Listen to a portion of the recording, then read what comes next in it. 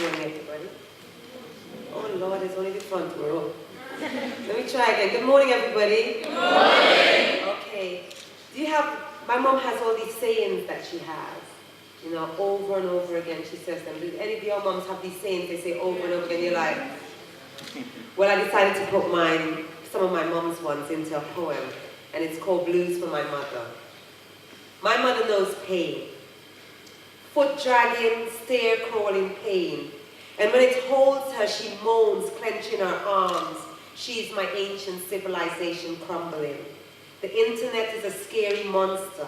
She's too old to conquer and too scared to face. My mother knows pain. It's a sorrowful gospel type of pain. A headache, no sleep, worrying for her children overseas, praying for their safety pain. Or will my daughter ever have children? She's 38 years now, pain. Is delivering your womb is hardening sermon for your only girl child on her birthday pain. A worrisome, dying, grey hair, black pain. Children too far away pain. It's a stare through each night, eyes blackening, hoping they're alright. They don't call me no more pain. What did I do wrong bringing them up? Pain. And my son has gone astray, so I have to pray for him hard. Pain. Yeah, my mother knows pain. It's my children don't call me no more. Do they still love me? Pain. I'm slowly losing my eyesight. There's eye drops every night. Pain. It's where did I go wrong with my babies? Pain. I can't let go, have to let go. Pain. And she's our ancient civilization crumbling. It's look how so-and-so children doing so well. I wish mine were like that. Pain. I'm going to pray for them in church. Pain, because they have lost their way. Pain. What did I do wrong bringing them up? Pain. Is the house now empty, no one to cook for? Pain. And she's like my faithful old iron pot cooking up worry. It's a let me tell you how to bury me? Pain. I want a plain box, no fancy coffin, or I'll come back and haunt you. Pain. I don't want no big set of people coming around eating your food, calling it a funeral. Pain. She's our ancient civilization crumbling. It's a let me tell you who will get what after I'm gone so you don't fight. Pain. Don't worry, I'll soon be dead and gone, and then you're gonna miss me. Pain. Yeah, my mother feels pain. It's a skin scraping off her bones kind of pain. Pain like the dull knives in her kitchen kind of pain.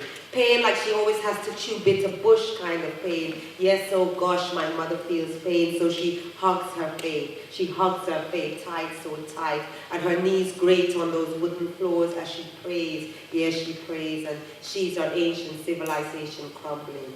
Yeah, she's our ancient civilization crumbling, and we don't want her to go. No, we don't want her to go. Thank you.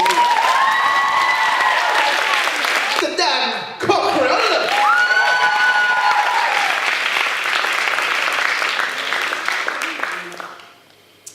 Yeah, this is a poem that I wrote in Slough. You might know another famous poem set in Slough, but this could actually be set anywhere, any town. It goes like this.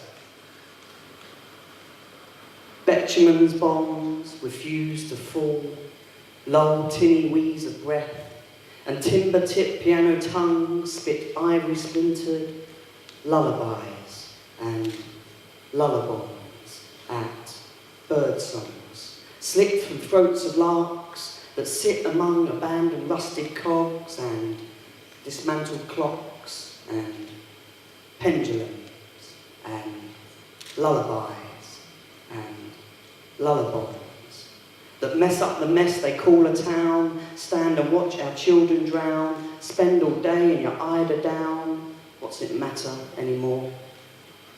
Pour sticky melted butter beans on bricked up fertile land, smear licorice funeral flavoured fields in tallow and toil of hand.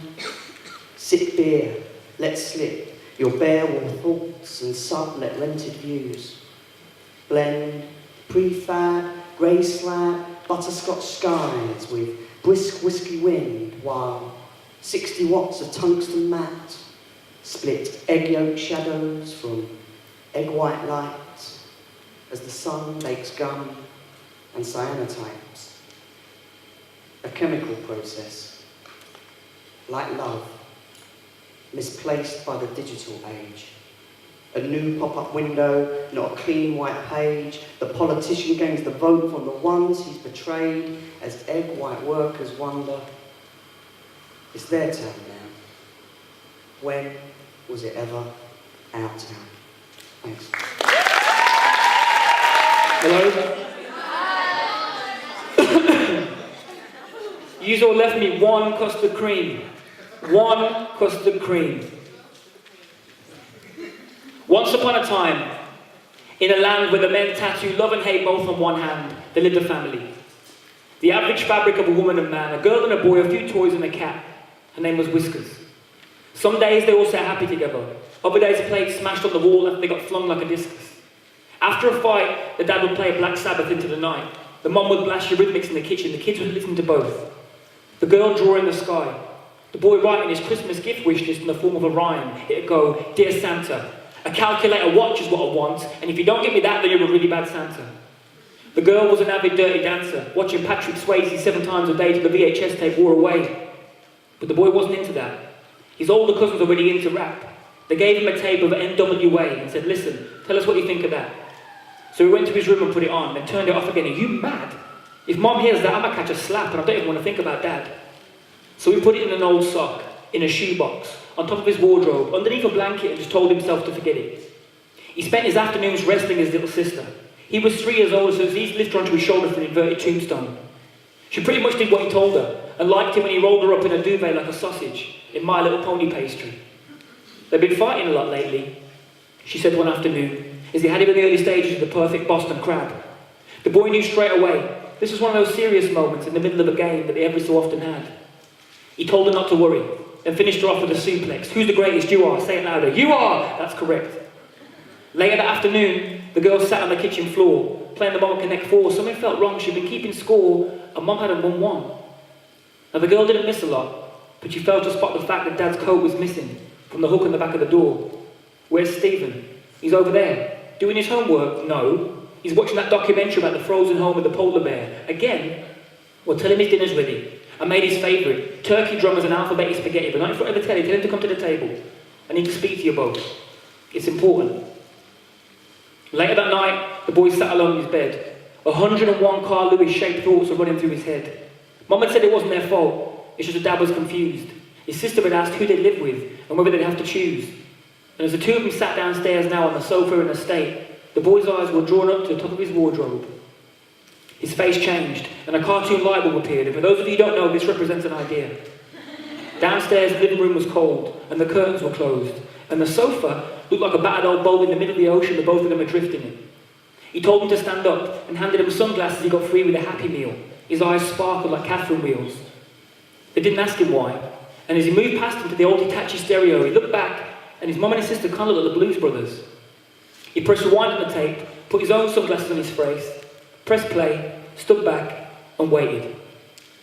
As the music started, his mum and sister looked startled, so he quickly explained the role play and told them, you've just got to trust me. Mum, you're Dr. Dre. Sis, you're Eazy-E. Whiskers the cat will be MC Ren, and me, I'm Ice Cube.